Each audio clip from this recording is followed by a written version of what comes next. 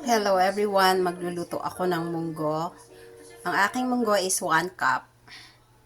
Huhugasan kong maigi, saka siya iluluto. Nahugasan ko na ang aking munggo. Papakuluan ko siya for 20 minutes sa pressure cooker.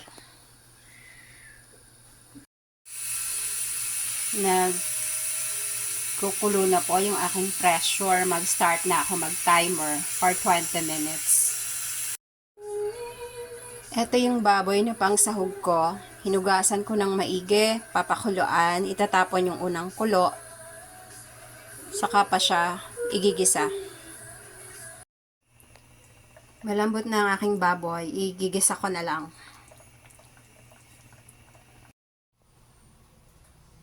Ang aking mga sahog, pampalasa.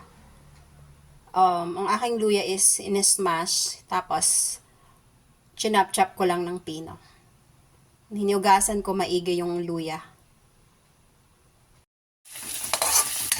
Ito na, nagigisa na ako ng bawang sibuyas, kamatis, luya.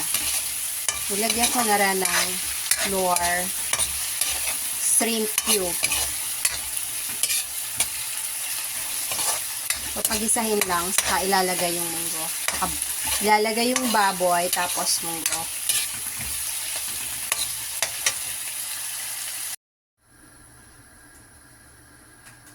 Ito na ang aking munggo. Nagisa ko na. May sabaw na rin. Yung sabaw niya, depende sa inyo kung gaano nyo karami yung gusto nyong sabaw. Kasi yung iba, ayaw ng masyadong sticky. Yung iba, medyo gusto masabaw. So, yon depende na lang din sa inyo. Nalagyan ko na din ng asin. Ang aking asin, tansya-tansya. So, depende po talaga ang lasa or alat sa inyo. Ay, by the way, meron pala po yung ilang perasong sitaw. Siguro 3 peraso lang yon. Hinimay-himay ko lang para hindi masayang. Kasi masasayang lang sarap namin. So, sinahog ko na lang. Ito ang aking malunggay na dahon na pangsahog. Ito na ang aking munggo, my version. Malapit na siyang maluto in about 5 minutes. Let's eat, guys. Bye. Hello guys, nagpiprito ako ng sapsap, partner ng aming munggo na may liempo. Pag nagprito ako ng sapsap, ang gusto ko tostado, pero hindi sunog. Tostado lang.